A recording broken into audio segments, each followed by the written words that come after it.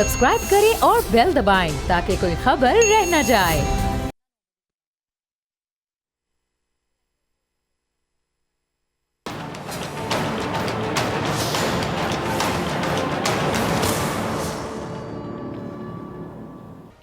अस्सलाम वालेकुम नाजरीन, मैं हूं डॉक्टर फ़िज़ा अकबर खान और मैं हूं पाकिस्तान और आप देख रहे हैं पाकिस्तान के सबसे बड़े न्यूज़ चैनल का नंबर 1 प्रोग्राम ऐसे नहीं चलेगा।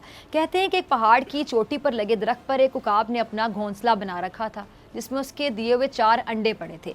जल्जले के झटकों से एक अंडा नीचे गिरा जहाँ एक मुर्गी का ठिकाना था। मुर्गी ने उकाब के अंडे को अपना अंडा समझा और अपने नीचे रख लिया।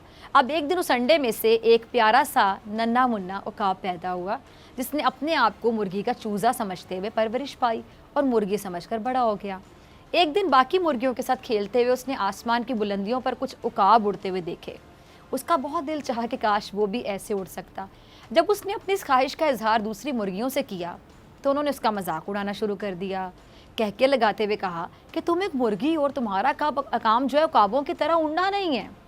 कहते हैं कि उसके बाद उस उकाब ने उड़ने की हसरत दिल में दबाई और एक लंबी उम्र पाई और मुर्गियों की तरह जीता रहा, मुर्गियों की तरह ही मरा।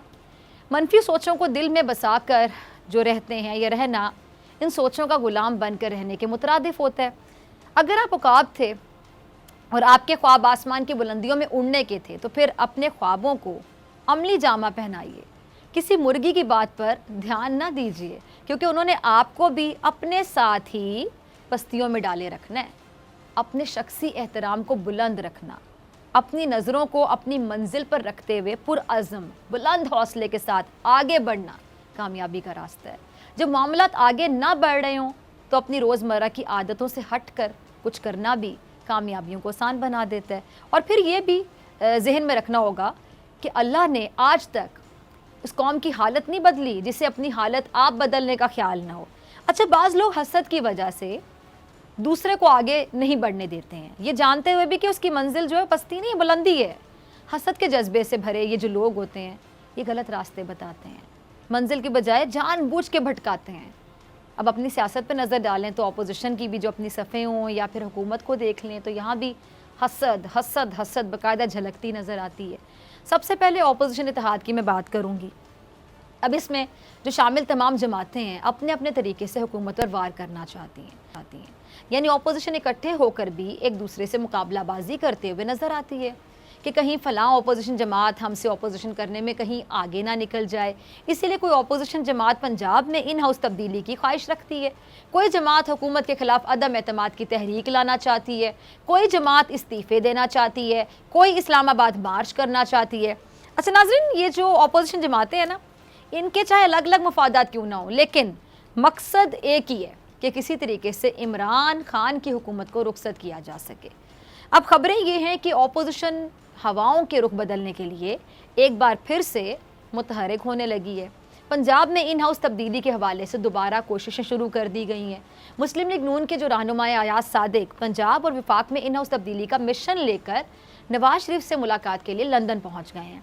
कहा यह जा रहा है कि जी अयाज सादिक मुस्लिम लीग नून के कायद नवाज शरीफ से मुलाकात करेंगे और इन हाउस तब्दीली के लिए उन्हें कायल करने की कोशिश भी करेंगे। अयाज सादिक पीपल्स पार्टी के खुर्शीद शाह के फॉर्मूले से भी पार्टी कायद को आगाह करेंगे और इस मुलाकात में इन हाउस तब्दीली से मुतालिक पीपल्स पार्टी और नून लीग के दरमियान होने वाले राब्तों का जिक्र भी किया जाएगा। ज़राए के मुताबिक नवाज शरीफ की हाँ की सूरत में पीपल्स पार्टी से मिलकर इन हाउस तब्दीली की तैयारी की जाएगी। अच्छा, अयाज सादिक पाकिस्तान तहरीक इंसाफ के 25 से ज़ायद नाराज़ अरकान असम्बली की फहरिस्त भी नून लीगी कायद के हवाले करेंगे। पार्टी कायद की जानिब से ग्रीन सिग्नल मिलने पर नाराज़ अरकान को अपने साथ मिलाया जाएगा। नाराज़ हुकूमती अरकान अगला इंतखाब मुस्लिम लीग नून के प्लेटफॉर्म से लड़ेंगे। अब इस खबर को देखा जाए तो अगर नवाज शरीफ इन हाउस तब्दीली के लिए मान जाते हैं और पीपल्स पार्टी और नून लीग मिलकर काम शुरू कर देती है तो ऐसी सूरत में मुमकिन है कि हुकूमत के लिए मुश्किल सूरत हाल पैदा हो जाए। लेकिन सियासी तज्जियाकार कहते हैं कि इन हाउस तब्दीली लाने की सूरत में नून लीग अपना वज़ीर आला पंजाब लाने की कोशिश करेगी और पीपल्स पार्टी किसी सूरत इसको बर्दाश्त नहीं करेगी क्योंकि ऐसा होने की सूरत में पीपल्स पार्टी का पंजाब में जो वोट बैंक रह गया है वो भी ख़त्म हो जाएगा और पीपल्स पार्टी अब इन कोशिशों में है कि वो पंजाब में से भी कुछ नशिस्तें निकाल सके। अच्छा, अब यहाँ भी अपोजिशन जमातों में हसद का जज्बा सामने आ रहा है। अपोजिशन हुकूमत से भी हसद कर रही है, इसीलिए वो हुकूमत का खात्मा किसी भी सूरत चाहती है और इसके लिए महंगाई को ढाल बनाया गया है। जबकि वज़ीर आज़म महंगाई पर बात करते हुए कहते हैं कि जी पाकिस्तान दुनिया में सस्ता तरीन मुल्क है। क्लिप चलाइएगा ज़रा प्राइम मिनिस्टर इमरान खान साहब का। जी इमरान खान साहब क्या कह रहे हैं कि जी कोरोना आया तो बड़ा ज़ोर लगाया गया कि सब कुछ बंद कर दें। किसी ने कहा कि मुझे कुछ पता नहीं है, किसी ने कहा कि जी FIR काट दो, ये लॉकडाउन नहीं कर रहा है। पूरी दुनिया ने क्या किया जी कि पूरी दुनिया ने कोरोना की सूरत हाल को कंट्रोल करने पर पाकिस्तान की तारीफ़ की। मुझे कहा जा रहा था कि नरेंद्र मोदी कोरोना की वजह से जो भारत में लॉकडाउन कर रहे हैं आप भी करें। लॉकडाउन की वजह से सप्लाई चेन मुतासिर हुई, इससे चीज़ों की कीमतें बढ़ गईं, घी, पेट्रोल, गैस की कीमतों में इजाफा हुआ। जितनी चीज़ें पाकिस्तान में थीं कोशिश की कि उनकी कीमतें ना बढ़ें। अच्छा, और प्राइम मिनिस्टर क्या कह रहे हैं कि घी, आटा, दालों पर 30% सब्सिडी दे रहे हैं। फैसला किया है कि जी मुस्तहिक ख़ानदानों को कम कीमत पर आटा, घी और दालें फराहम करेंगे। गरीब ख़ानदान एहसास राशन प्रोग्राम में ख़ुद को रजिस्टर्ड करें। और वज़ीर आज़म क्या कहते हैं ज़रा वो भी सुन लें। वो कहते हैं जी कि आधे से ज़्यादा पैसे जो माजी की हुकूमतों ने कर्ज़ लिए थे उनके सूद देने में चला जाता है और मुल्क सही रास्ते पे चल पड़ा।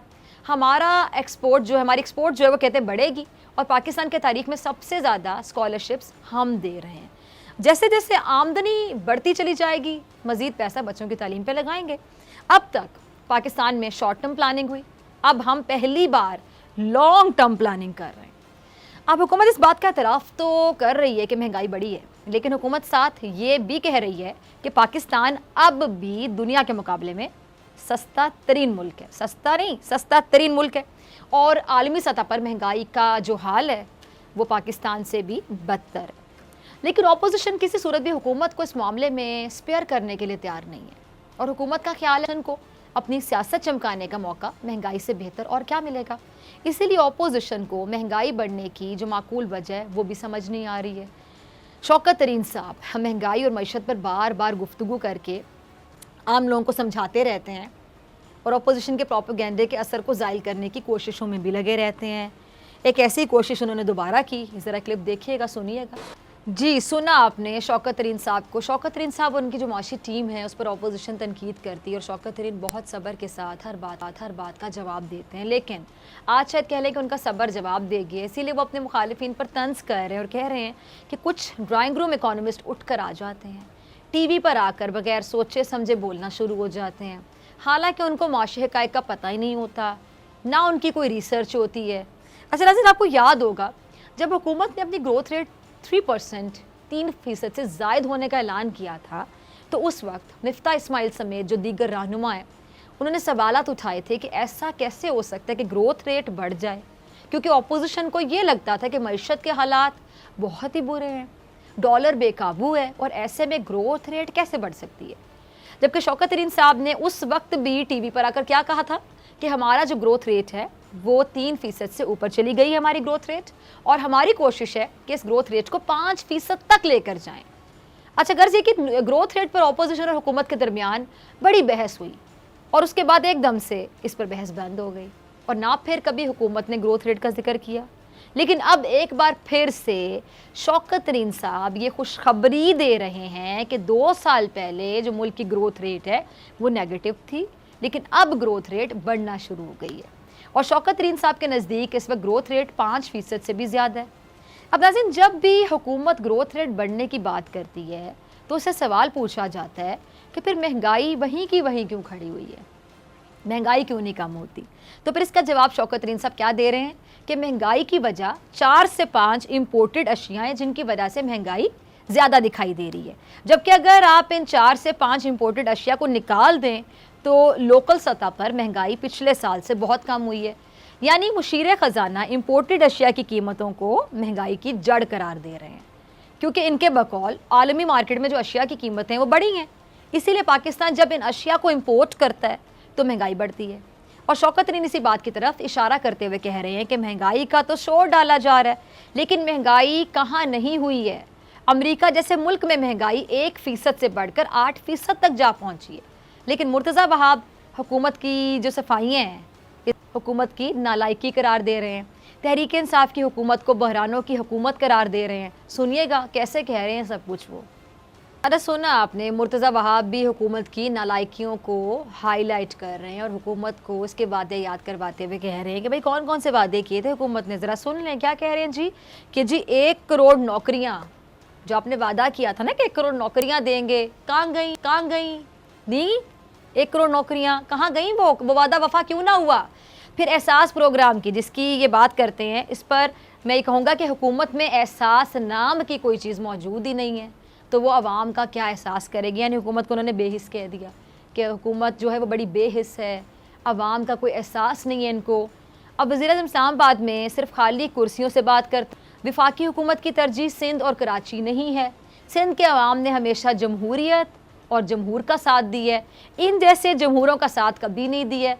अब एक तरफ मुर्तज़ा वहाब हुकूमती पॉलिसीज़ पर खुल कर बरस रहे हैं, खुल कर तनकीद कर रहे हैं, और दूसरी जानिब सलीम मांडवी वाला वो भी जो बढ़ती महंगाई है ना उस पर बात कर रहे हैं, और वो इसकी वजह किसको करार दे रहे हैं जी। बढ़ती महंगाई की वजह क्या है, वो कहते थे वजह है नैब, वो नैब को करार दे रहे हैं।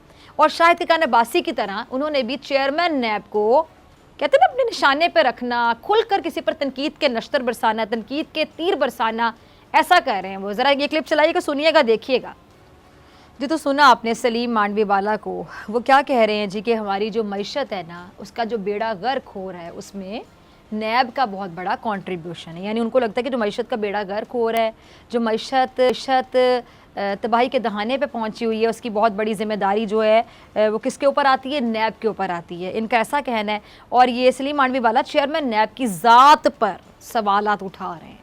कैसे, क्या कह रहे हैं कि चेयरमैन नैब जो ये क्लेम करते हैं, दावा करते हैं कि जी उन्होंने इतने पैसे रिकवर किए, इतने पैसे जमा करा दिए। अभी कह रहे हैं कि वो ये बताएं कि कितने पैसे चेयरमैन नैब साहब खुद खा गए। यानी एक इल्ज़ाम लगाया जा रहा है और अलल ऐलान कैमरे के सामने सवाल पूछा जा रहा है सलीम मांडवी वाला की जानिब से चेयरमैन नैब से कि कितने पैसे वो खुद खा गए, कितने पैसे लोगों को दे दिए, कितने पैसे उन्होंने इधर उधर कर दिए। देखा जाए तो ये बड़ी बात की जा रही है, एक इल्ज़ाम है। अब ये जब हिसाब किताब निकलेगा और चार्जशीट बनेगी, वो कह रहे हैं, तो उनकी FIR कटेगी कि उन्होंने क्या किया है, और ये वक्त ज़्यादा दूर नहीं है जब उनका हिसाब होगा। यानी सलीम मांडवी वाला को वो दिन दूर नहीं दिखाई दे रहा जब चेयरमैन नैब से पूछा जाएगा, उनका हिसाब होगा। अच्छा, सलीम मांडवी वाला जो है उनको चेयरमैन नैब का एहतसाब तो बहुत करीब नज़र आ रहा है, जैसे कि वो कह रहे हैं, दावा कर रहे हैं, क्योंकि उन्होंने लोगों पर कह रहे हैं जी बहुत जुल्म किए हैं। अब एक तरफ ऑपोजिशन महंगाई की जो जिम्मेदारी है किस पर डाल रही है, इदारों पर भी और हुकूमत पर भी। यानी ऑपोजिशन ये कहते हैं कि महंगाई के जिम्मेदार इदारे भी हैं और ये सिटिंग गवर्नमेंट जो PTI की हुकूमत है ये भी है। अब दूसरी जानिब शेख रशीद साहब क्या फरमाते हैं, वो कहते हैं जी ऑपोजिशन कुछ भी कर ले, यानी जो मर्जी कर ले, जो जो उनसे बन पड़ता है कर ले, जो जो वो कर सकते हैं कर ले, वो इमरान खान की हुकूमत को नहीं गिरा सकते। यानी शेख रशीद साहब की बातों से ये समझ आती है कि हुकूमत 100% कॉन्फिडेंट है, पुरएतमाद है कि ऑपोजिशन जो मर्जी कर ले, ये हुकूमत अपनी मुद्दत पूरी करेगी, हुकूमत को ऑपोजिशन कुछ भी करके गिरा नहीं सकती। सुनिएगा ज़रा शेख साहब को। अच्छा, शेख रशीद ये बात बड़े यकीन के साथ कह रहे हैं कि जी वो ऑपोजिशन जो धरने की तारीख दुरुस्त नहीं कर सकती, दुरुस्त नहीं बता सकती, वो इमरान खान को कभी नहीं गिरा सकती। और PDM अपनी एहतजाज की तारीख बदले, PDM से दरख्वास्त है कि 23 के बजाय 30 मार्च को आएँ। शेख साहब मजीद क्या कह रहे हैं कि जी नवाज शरीफ पाकिस्तान नहीं आएंगे, और अगर वो पाकिस्तान आना चाहते हैं तो 24 घंटों में दस्तावेज़ात दे देंगे, और वो पाकिस्तान आने का इरादा जाहिर करें तो हम कागजात उनके घर तक भी पहुंचा सकते हैं। अच्छा, मुल्क में डॉलर्स के जो मसनूई बहरान है उस पर वज़ीर दाखिला ने कहा कि FIA को कह दिया है कि बड़े मगरमच्छों के खिलाफ कार्रवाई करें। अब हुकूमत कहती है कि अपोजिशन सिर्फ महंगाई का बहाना बनाकर हुकूमत को निशाना बनाना चाहती है और हसद की आग में जल रही है। अगर ऐसा है तो हसद की आग को अपोजिशन और तमाम सियासी क़यादत को बुझाना होगा, अपने मुफादात का नहीं, आम आदमी की मुश्किलात का सोचना होगा, वरना सबके सामने ये जो हसद है, आपको पता है हसद करने वाले का अंजाम कभी भी अच्छा नहीं होता। जैसा कि भारत में जो उनकी फ़ौज, उनकी सिन्हा कहते हैं ना फ़ौज को, भारत की उस सेना का सरबराह बिपिन रावत, क्या हुआ उसे हसद की आग में जलकर वो हलाक हो गया। जिस हसद की आग में उसने कश्मीरियों को जलाया था, उसी हसद की आग में जिसमें ये पाकिस्तान को जलाना चाहता था, आए दिन तड़ियां लगाता था, धमकियां देता था पाकिस्तान को, बालाकोट हमले जैसे ड्रामे करता था, अपनी उसी हसद की आग में अपनी उसी हासद तबीयत, बर्बरियत पसंदी, तशद्दुद पसंदी, बर्बर पसंदी की वजह से ये मोदी का पसंदीदा था। क्या हाल हुआ इसका, जिसने कश्मीरियों पर जुल्म के पहाड़ तोड़ने के लिए मोदी ने इसे रिटायरमेंट के बावजूद बड़ा ओहदा दिया, क्योंकि फेवरेट था ये नरेंद्र मोदी का, जालिम था ना, तो जालिम लोग जो है वो नरेंद्र मोदी के फेवरेट होते हैं। चीफ ऑफ डिफेंस स्टाफ बना दिया गया इसको, उस पर भारतीय फौज की तरफ से बड़ी नाराजगी का इजहार भी किया गया था, आपको याद होगा। लेकिन फिरौनियत के कानों पर जून तक नहीं रेंगी, आखिर अल्लाह की लाठी हरकत में आई और ये जनरल बिपिन रावत का अंजाम सबके सामने, जो चीख चीख कर जालिमों को ये पैगाम दे रहा है कि जुल्म का अंजाम यही होता है, जुल्म का ऐसा ही होता है, इतना ही बुरा होता है। अब भी कोई ना समझे, अब भी कोई ना सीखे, और जो जुल्म का चक्कर है ये याद रखिएगा कि सदा नहीं चलता और अब भी नहीं चलेगा, क्योंकि ऐसे नहीं चलेगा। मिलते हैं ब्रेक के बाद।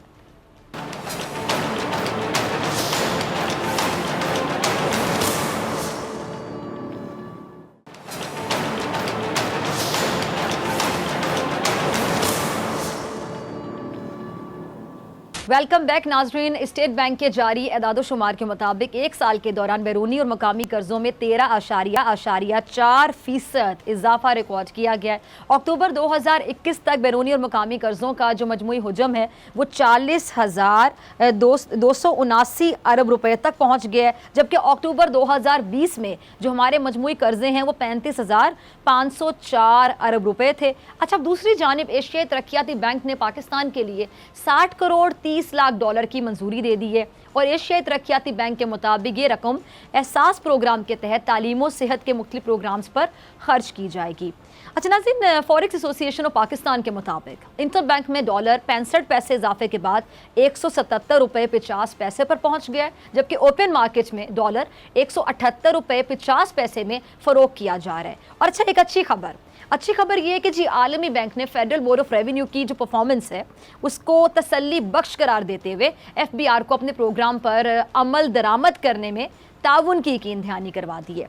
इस पूरी सूरत हाल पे बात करने के लिए मेरे साथ मौजूद मेहमान मौजूद हैं, किसी तारीफ नहीं, सीनियर माहिर मुआशिया डॉक्टर फारूक सलीम साहब। डॉक्टर साहब बहुत शुक्रिया वक्त देने के लिए। डॉक्टर साहब, बैरूनी और मकामी जो कर्जे हैं उनमें इजाफे की अगर मैं बात करूँ तो ज़्यादातर मुआशी जो माहिरीन हैं उनके मुताबिक जो हुकूमत एक कर्ज को उतारने की खातिर मज़ीद जब कर्ज ले रही है तो उनका कहना है कि मसले के हल के लिए हुकूमत को आमदनी और बराह रास्त जो बैरूनी सरमायाकारी है उसमें इजाफे के लिए कोशिशें तेज़ करने की ज़रूरत है। आप अग्रीड इस बात से, क्या समझते हैं आप? देखिए, जब हुकूमत की आमदन कम होती है, अखराजात ज़्यादा हैं या खसारे ज़्यादा हैं, तो जैसे आप एक घराने के हवाले से सोच लें कि अगर मेरी आमदन कम है, मेरे अखराजात ज़्यादा हैं, तो उनको पुर करने के लिए मुझे कोई ना कोई कर्जा लेना पड़ेगा। तो हुकूमत के साथ भी यही हो रहा है। देखिए, कोई पिछले 3 बजट्स में अगर आपको बजटरी खसारा है वो तकरीबन 15 से 16 हज़ार अरब का सिर्फ बजटरी खसारा है। तो अभी जो आपको नजर आ रहा है कि जब PTI की हुकूमत आई थी अगस्त में, तो उस वक्त जो मजमूई कर्जाजात थे वो तकरीबन 30,000 अरब के थे। अब वो 3 सालों में बढ़ के 50,000 अरब पे पहुंच गए हैं। तो उसमें से 15-16 हज़ार अरब तो जो बजट का खसारा है वो है, और बाकी 4,000 अरब जो है वो अलावा आप गिन लीजिए। तो ये बड़ी तशवीशनाक सी सिचुएशन है। मैं इसलिए कह रहा हूँ कि पहले अगर 71 साल में आप देखें, पाकिस्तान की जो 71 साल माशी तारीख थी उसमें हमने टोटल कर्जा जो इकट्ठा किया था वो तकरीबन 60% था, और ये पिछले 3 सालों में 40% उसमें इजाफा किया है, सिर्फ 3 सालों के अंदर। तो बड़ी तेजी से कर्जाजात बढ़ रहे हैं। जब पीपल्स पार्टी आई थी 2008 में तो उस वक्त मजमूई कर्जा जो था वो 6,000 अरब का था। 5 साल पीपल्स पार्टी के रहे, वो 6,000 से उसको 16,000 अरब पे ले गई। फिर PMLN आई, वो 16,000 से उसको 30,000 पे ले गई 5 सालों में। लेकिन ये पिछले 3 सालों में जिस तेजी से कर्जाजात बढ़े वो पाकिस्तान की माशी तारीख में पहले कभी नहीं देखेगा। ठीक है। अच्छा डॉक्टर साहब, ये ऑपोजिशन जमातें जो आने वाला मिनी बजट है उस पर बड़ी तनकीद कर रही हैं कि जी इससे मज़ीद महंगाई होगी, तो आप कैसे देख रहे हैं कि हुकूमत वाकई IMF की वजह से मजबूर है, हुकूमत के पास अब और कोई ऑप्शन नहीं है? देखिए, पहली बात तो यह है कि इन जमातों को क्या वाकई ऑपोजिशन जमातें कहना चाहिए? मुझे तो नहीं लगता। इन्होंने ऑपोजिशन वाली तो बड़ा आम कोई सवाल उठाया आपने, बिल्कुल। ऑपोजिशन वाली चीज जो है वो नजर नहीं आती। क्योंकि ना ही हम्म। बदकिस्मत हमारी ये है कि ना तो पीटीआई के सामने जो अवाम के मसाइल हैं, जो अवाम के ऊपर बोझ वजन बढ़ता चला जा रहा है, ना उनके लिए कोई वो प्रायोरिटी है, और ना ही हमें कोई मुतबादिल हिकमत अमली जो अपोजिशन की, जिनको आप अपोजिशन कह रही हैं, ना तो पीएमएलएन की तरफ से कोई मुतबादिल हिकमत अमली सामने आती है कि उनके पास क्या मंसूबा है कि अवाम के जो मसाइल हैं, जो इस वक्त तकरीबन 90 to 95% पाकिस्तानी जो हैं वो महंगाई की कंप्लेन करते हैं, उनके पास क्या सोल्यूशन है, उनके पास हम्म। क्या अमली है, क्या मुतबादिल प्लान है? ना ही पीपल्स हम्म। पार्टी के पास मुतबादिल प्लान है। तो कभी तो ऐसे महसूस होता है सीरियसली कि ये सभी इकट्ठे हुए हैं और 22 करोड़ पाकिस्तानियों के साथ कोई कोई मजाक हो रहा है। हम्म। ठीक है, बिल्कुल सही। अच्छा डॉक्टर साहब, ये मुआशी तज्ज़ियाकारों का ये भी कहना है कि जी डॉलर जल्द 180 रुपये पर पहुंच जाएगा, जिससे गैर मुल्की जो ज़र मुबादला है उसमें कमी और महंगाई में मज़ीद इजाफा हो जाएगा। तो क्या वजह है कि IMF पैकेज और ये जो सऊदी अरब पैकेज, इसके बावजूद जो डॉलर की कीमत है वो कंट्रोल नहीं हो रही है, मतलब अब भी मज़ीद ऊपर जाने की बातें हो रही हैं? जी बिल्कुल ज़बरदस्त सवाल है। और मैं मेरे इल्म के मुताबिक आज जो है, अगर आप मार्केट में डॉलर खरीदने जाएं तो आपको 182-83 से कम नहीं मिल रहा है। 180 से ऑलरेडी तजावुज़ कर हम्म। चुका है और डॉलर की शदीद किल्लत है सारी ही हम्म। बड़ी बड़ी मार्केट्स के अंदर। देखिए, वो इकोनॉमिक्स में कहा ठीक है। जाता है currency is like a commodity, यानी कि करेंसी भी एक इजनास का जी। आइटम है।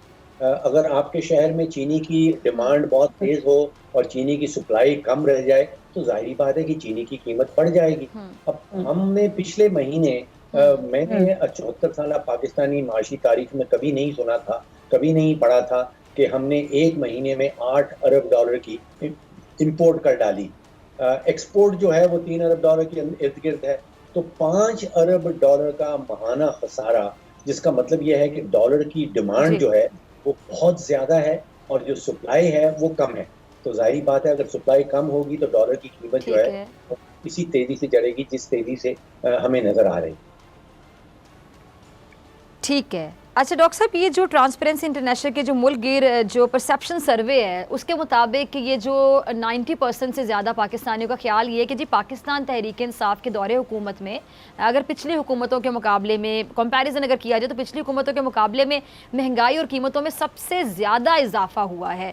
कैसे देखते हैं आप? और जब भी हुकूमत से बात की जाए, हुकूमत से मौक़िफ़ लिया जाए तो वो मतलब अब तक यही कहते चले आ रहे हैं जी पिछली हुकूमतों ने यहाँ तक पहुँचा दिया, उनके लिए वे कर्जे, उनकी ऐसी पॉलिसीज़, उनकी जो स्ट्रैटेजीज़ थी ख़ासतौर पे मईशत को लेके, इकॉनमी को लेके, उसकी वजह से हम लोग तो मामला ठीक करने में लगे हुए हैं। लेकिन चले शुरू का 1 साल ये बातें समझ जाती हैं, 1.5 साल ये बातें समझ जाती हैं, 3.5 साल के बाद जब मतलब अगले इलेक्शन की भी तैयारियां शुरू होने लगी हैं, अब ये मतलब टेन्योर ऑलमोस्ट पूरा होने वाला है, तो अब ये बातें आवाम को भी हजम नहीं हो रही। जी बिल्कुल ठीक कह रही हैं। चौथे साल में अगर एक जमात यही कहते रहे कि पिछली पार्टीज की वजह से, पिछली हुकूमतों की वजह से हमको ये भुगतना पड़ रहा है, तो वो चूरन, आप समझे कि वो चूरन बिकता नहीं। आज जिस रिपोर्ट का आपने जिक्र किया उसमें और साथ में बेहतरीन। ऐड करना चाहूँगी डॉक्टर साहब, सॉरी मैं आपकी बात काट रही हूँ, ऐसे तो वाकई हुकूमत करना बड़ा आसान हो जाए कि आप 4 साल कहते रहें कि जो हो रहा है वो पिछले वालों की वजह से हो रहा है और जो आखिरी साल है वो इलेक्शन की तैयारी में गुजार दें, बस जी 5 साल पूरे हो गए। ये तो सबसे आसान तरीका है। देखिए, आज जो रिपोर्ट सामने आई है ट्रांसपेरेंसी इंटरनेशनल की, वो उसमें एक बात तो जी बड़े जी। वाज़ेह तौर पे क्लियर है कि अवाम को बेवकूफ़ नहीं बनाया जा सकता। आप किसी मईशतदान को बिठा बिल्कुल नहीं लें, बनाया जा सकता जी। की तारीफ करता रहे, हुकूमत के तर्जुमान आ जाएं और मईशत की बड़ी तारीफें करते रहें। अवाम जो है, जो बाजार में निकलती है आटा खरीदने के लिए, चीनी खरीदने के लिए, अपने मोटरसाइकिल में पेट्रोल डलवाने के लिए, वो जानती है कि उसकी मईशत कैसी है। उनको ये कहना कि आपकी मईशत बड़ी अच्छी जा रही है, मईशत के सारे इशारे जो हैं वो मस्बत हैं, उनको बेवकूफ़ नहीं बनाया जा सकता। और ये आज का जो सर्वे है वो यही बताता है। जैसे आपने कहा कि तकरीबन 93% पाकिस्तानी कह रहे हैं कि जो महंगाई है वो आजकल की हुकूमत, पीटीआई की हुकूमत के दौरान सबसे हाई है। और इसी के साथ साथ 86% लोगों ने कहा है कि हमारी इनकम गिर रही है। तो ये दो धारी तलवार है जो पाकिस्तानियों ने पहले कभी एक्सपीरियंस नहीं की। यानी कि आमदन जो है वो गिर रही है और जो महंगाई है वो बढ़ती चली जा रही है। हकीकत यह है कि 1960 से लेके सन 2008 तक पाकिस्तानियों की जो औसतन आमदन है वो मुसलसल बढ़ती रही। महंगाई भी उसके साथ थी, लेकिन मैं समझता हूँ शायद बर्दाश्त करने का मादा ज्यादा हो जाता है जब आपकी आमदन बढ़ रही होती है, फिर आप बर्दाश्त कर सकते हैं महंगाई। लेकिन ये पिछले 3 सालों से वो जो दो धारी तलवार की आमदन भी गिर रही है और महंगाई भी बढ़ती चली जा रही है, तो फिर उसका नतीजा गुर्बत में सामने आता है। ठीक है। अरे डॉक्टर साहब, आपने शौकत तरीन साहब को भी सुना होगा, अक्सर वो हौसला दे रहे होते हैं, अक्सर ये कह रहे होते हैं कि जी अच्छा वक्त आ जाएगा, ये बुरा वक्त है, ये ख़त्म हो जाएगा। कई दफ़ा खुशखबरियाँ सुना रहे होते हैं मईशत के हवाले से, लोगों को बड़ा हौसला दे रहे होते हैं। अब दोबारा वो क्या फरमा रहे हैं जी, उन्होंने अपने मुखालिफिन पर तंज करते हुए कहा है कि कुछ लोग जो हैं वो ड्राइंग रूम इकोनॉमिस्ट हैं, वो उठते हैं और आ जाते हैं TV पर और बगैर सोचे समझे बोलना शुरू कर देते हैं, हालांकि उनको माशी हक़ाइक़ का पता ही नहीं होता है, ना उनकी कोई रिसर्च होती है। तो मैं इस पर आपका कॉमेंट चाहूँगी। जी, आई थिंक बहुत हद तक दुरुस्त कह रहे हैं कि इस वक्त जो PMLN वाले हैं, उस पार्टी वाले हैं, उनके पास कोई सीरियस किस्म की मुतबादिल हिकमत अमली एग्जिस्ट नहीं करती कि वो अवाम के सामने रखें कि ये हमारा तरीका है, हम महंगाई इस तरीके से कम कर देंगे। जो तनकीद हुकूमत के तर्जुमान, हुकूमत के वज़रा के ऊपर बनती है, उनमें मुझे लगता है कि अवाम और हुक्मरानी तर्जुमान और हुकूमत के दरमियान खलीज जो है वो बहुत तेजी से बढ़ता चला जा रहा है, गहरा होता चला जा रहा है। कि अवाम जब ये सवाल उठाती है कि आज से 3 साल पहले हमें 35 रुपए का किलो आटा मिल रहा था, अब वो 70-75 रुपया खर्चना पड़ रहा है, तो उसके जवाब में हमें बताया जाता है कि जी पिछले महीने हमने 22,000 कारें बेच दी।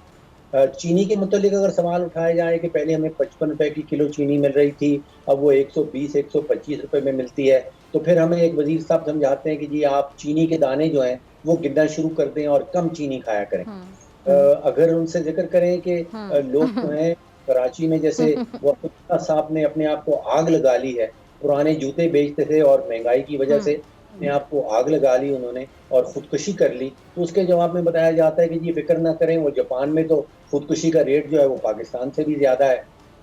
अभी वर्ल्ड फूड प्रोग्राम वाले बता रहे हैं कि तकरीबन 8 करोड़ पाकिस्तानी ऐसे हैं जो रात को खाना खाए बगैर उनको मजबूरन सोना पड़ता है। ऐसा कोई सवाल पूछा जाए तो फिर जवाब में मिलता है कि जी मरीख की तो सारी की सारी आबादी जो है वो खाना खाए बगैर सो जाती है। तो सवाल कुछ पूछा जाता है, आगे से जवाब कुछ दिया जा रहा है, तो ये आप समझिए वो यानी बेहिस जवाब दिए जाते हैं। जी,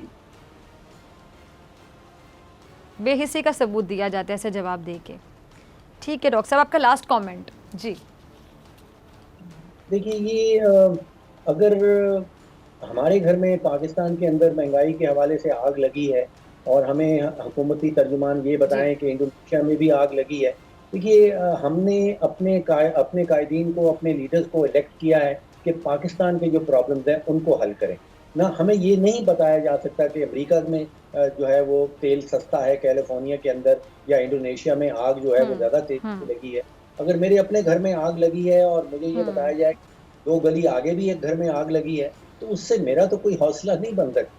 मतलब मैंने तो अपने घर की आग बुझानी है। ठीक है, सही। ठीक है डॉक्टर साहब, बहुत शुक्रिया आपके वक्त के लिए। नाज़रीन, आपसे मुलाकात होगी इस ब्रेक।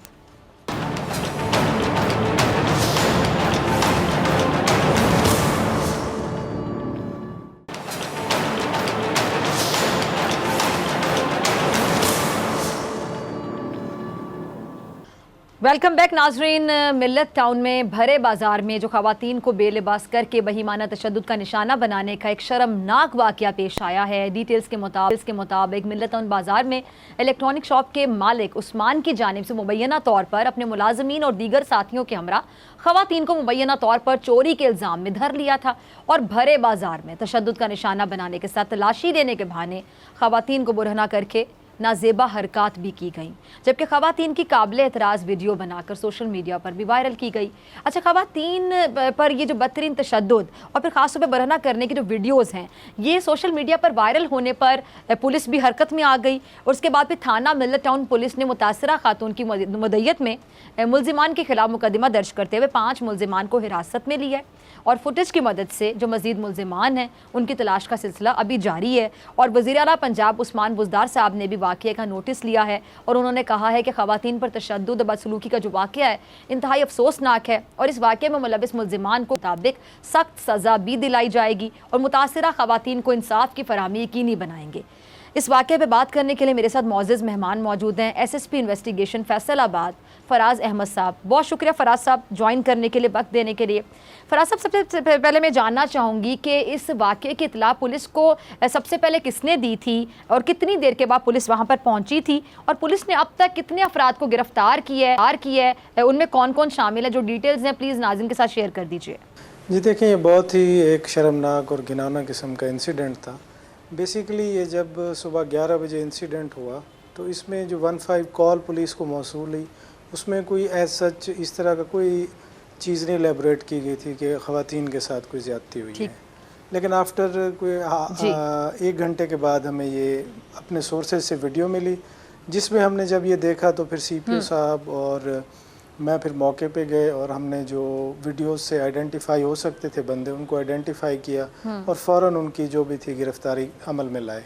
1-2 वहाँ से फ़रार हो गए थे जिनको हमने चिन्योट और टोबा टेक सिंह से गिरफ़्तार किया है। तो इसमें जो बाकी हैं अनआइडेंटिफाइड किस्म के बंदे, वो ज़ाहिर है वीडियोज़ और PFSA और उसकी मदद से हम उनको आइडेंटिफाई कर रहे हैं। तो जैसे वो आइडेंटिफाई होते हैं इंशाल्लाह वो भी अरेस्ट हो जाएंगे। अच्छा फराज साहब, बहुत सी मुतज़ाद ख़बरें सामने आ रही हैं कि जिस तरह ये ख़वातीन जो हैं ये कौन हैं। कोई ये कह रहे हैं जी कचरा चुनने वाली हैं, कोई कह रहे हैं जी ये ख़वातीन दुकान में पानी पीने के लिए गई थी। तफ्तीश में एग्जैक्टली क्या बात सामने है कि क्यों गई थी दुकान में? देखें, क्योंकि वीडियोस जो हमें इनिशियल मिली थी उसमें कोई एज सच कोई पूरी वारदात की वीडियोस नहीं थी, वो टुकड़ों टुकड़ों में थी। तो अभी हम पूरा डेटाबेस एक बना रहे हैं जिसमें मुख्तलिफ वीडियोस हमें आई हैं, तो उनको हम एक प्रॉपर उसको बना के रिक्रिएट करके उसको देखेंगे कि बेसिकली इंसिडेंट हुआ क्या है। तो अभी हम उस स्टेज पे हैं कि अभी कोई ओपिनियन देना कबल अज़ वक्त होगा, क्योंकि हम सारी चीज़ें जब देख के तो पूरा एक एनालाइज करके तो इंशाल्लाह उसको इनकॉर्पोरेट करेंगे अपनी इन्वेस्टिगेशन में। अच्छा फराज साहब, जैसे सोशल मीडिया का आपने जिक्र भी किया है, जो वीडियोस का जिक्र किया, तो सोशल मीडिया पे चलने वाली एक वीडियो में ये बात देखी जा सकती है कि जी ख़वातीन दुकान में दाखिल होती हैं और उनमें से खातून ज़बरदस्ती दुकान के अंदर वाले हिस्से में दाखिल हो जाती है और एक खातून दुकान के दराज से कुछ निकालती है। अब इसके बारे में अब तक क्या तफ्तीश हुई है? क्योंकि दुकान में एंटर होना फिर दराज खोल लेना, आपके लिए तो रोज़ के काम है ये जो इन्वेस्टिगेशन करना, आप SSP इन्वेस्टिगेशन है, तो आपको क्या समझ आती है? देखिए मैडम, जो रेपुटेशन वाइज एक चीज़ है वो तो ज़ाहिर है अभी हम उसको डिटरमिन कर रहे हैं। कोई फ़ीमेल्स की इनसे पहले भी हमें कुछ सुनने में आया है कोई इंसिडेंट है, लेकिन इशू ये था कि ये जो खुद एक मॉब ने खुद एक जस्टिस का तरीका ढूंढा या उनको पकड़ के घसीटा, तशद्दुद किया, तो उस अप्रोच से हम बेसिकली पुलिस इसलिए एक्टिव हुई है कि ये खुद कोई अपने कानून हाथ में न लें। जी, तो वो बाकी तो इन्वेस्टिगेशन इनिशियल जिस तरह मैंने कहा है कि वो उनका कोई भी मोटिव होगा तो वो ज़ाहिर सामने आ जाएगा, लेकिन पुलिस ने जो ये FIR की है बेसिकली वो उस बेहुरमती की है, बेपर्दगी की है, जो एक खातून की इस माशरे में नहीं होनी चाहिए। और एक आम शहरी को इतना एहसास होना चाहिए कि वो उनकी वीडियो बनाने की बजाय उनकी बेपर्दगी या उनके लिए कोई आसूदगी का सामान पैदा करते, वहाँ उनको ढकते, उनके जिस्म ढांपते, ना कि मज़ीद उनकी वीडियोज़ या उनके साथ ये बेईमाना किस्म का रवैया अख्तियार करते। बिल्कुल सही फरमा रहे हैं। बेसिकली ये मैसेज भी है जो पुलिस ने शुरू में हमारी इन्वेस्टिगेशन है, तो इंशाल्लाह इसको हम जो भी इसके फैक्ट्स होंगे वो हम बादियो नज़र की कोई छुपाएंगे नहीं, बल्कि उनको एज इट इज़ ही एलेबरेट करेंगे अपनी इन्वेस्टिगेशन में। ठीक है। अच्छा फराज साहब, ये जो जब ये वाक़या पेश आया था उस वक्त जो लोग वहाँ पे मौके पर मौजूद थे, जो कि काफ़ी बड़ी तादाद में मौजूद थे, तो उनको शामिल तफ्तीश कर लिया गया या कोई उनमें से गवाही के लिए भी सामने आया? नहीं, अभी तो हम इनिशियली हम लोगों के गवाह जो थी वो शहादतें लेने की कोशिश कर रहे थे कि कोई इन ख़वातीन के हक़ में भी आए कि इनके साथ ज़्यादती हुई है या जो पूरे इंसिडेंट को हमारे साथ एग्जैक्टली एलेबरेट कर सके, लेकिन इस तरह की कोई चीज़ नहीं आई। फ़िलहाल तो उन जो दुकानदार हैं या जो वो मार्केट वाले लोग हैं जो हमने अरेस्ट किए थे उनके हक़ में ही ज़्यादा लोग निकले हुए थे कि इनके साथ ज़्यादती हो रही है। तो जो इनिशली जिन लोगों ने वीडियो बनाई है वो करीब के सारे दुकानदार हैं, और जो एक मॉब की साइकी होती है कि वो तमाशाई की तरह वहाँ देखते रहे हैं, बल्कि ना कि उस सिचुएशन को किसी ने डिफ्यूज़ करने की कोशिश की है। ठीक है। अच्छा फराज साहब, ये जो मुल्ज़िमान हैं फिर इन पर किन दफ़ात के तहत कार्रवाई की गई और जो तशद्दुद और बुरहना करने को साबित करने के लिए क्या अदालत में ये जो वीडियोज़ बनी वीडियो सबूत काफ़ी हैं? देखें जी, वीडियो सबूत भी हैं, उसके अलावा मेडिकल होता है, उनके अलावा जो वहाँ से बरामदगी और सारी चीज़ें होती हैं हमारी, और फिर इनकी आपस में एक गुफ्तगू होती है जिसमें ये ख़वातीन भी बैठेंगे जिसको हम बिलमुशाफ़ा गुफ्तगू कहते हैं, क्रॉस क्वेश्चनिंग होगी, उसमें सारी चीज़ें तफ्तीश का हिस्सा बनेंगी। और दूसरा ये है कि ख़वातीन के ऊपर भी है कि वो इस केस की कितनी पैरवी करती हैं, और ज़ाहिर है केस की वो पैरवी अगर अच्छे तरीके से करेंगी तो हमारे लिए केस को प्रोसिक्यूट करना बड़ा आसान हो जाता है।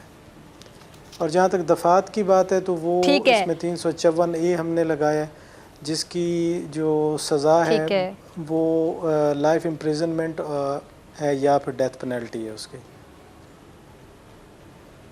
ठीक है, ठीक है। और डेथ पेनल्टी भी आप ये बता रहे हैं इसकी सज़ा? जी, डेथ पेनल्टी है या फिर लाइफ इम्प्रिजनमेंट विद फ़ाइन होती है इसकी, उम्र कैद।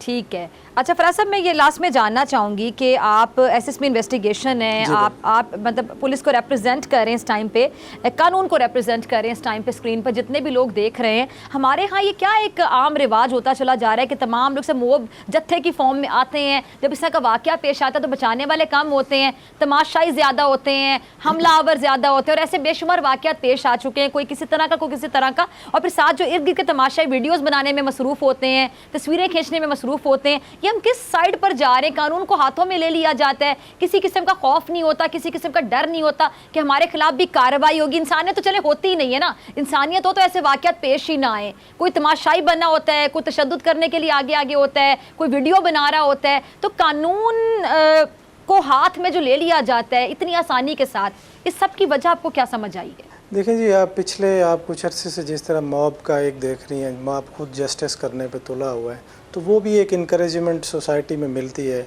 और फिर फर्दर ये होता है कि मॉब की जितनी भी अच्छी इन्वेस्टिगेशन हो जाए उस तरीके से सारे लोग कन्विक्ट या प्रोसिक्यूट भी नहीं होते हैं, जिससे लोग ये समझते हैं कि शायद हम कुछ भी कर लेंगे, वीडियो बना लेंगे, आइडेंटिफिकेशन का इशू होगा, या एटलीस्ट कोर्ट्स में भी जाएंगे तो ना हम पे कुछ साबित होना है, चाहे हम जो भी कर लें उसमें।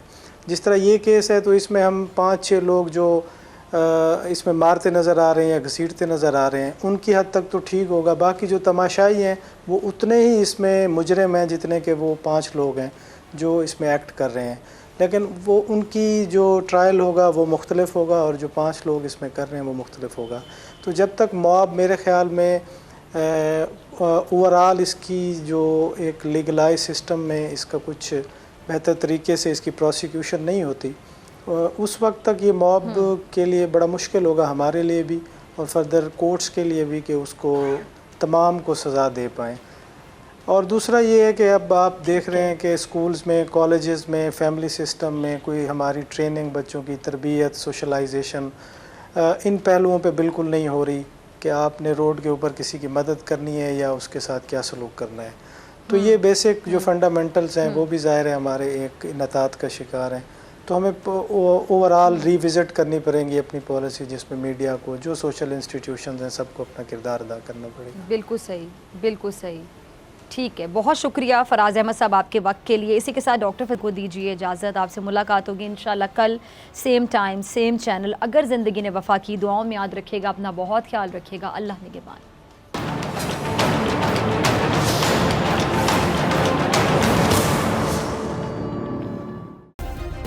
सब्सक्राइब करें और बेल दबाएं ताकि कोई खबर रह न जाए।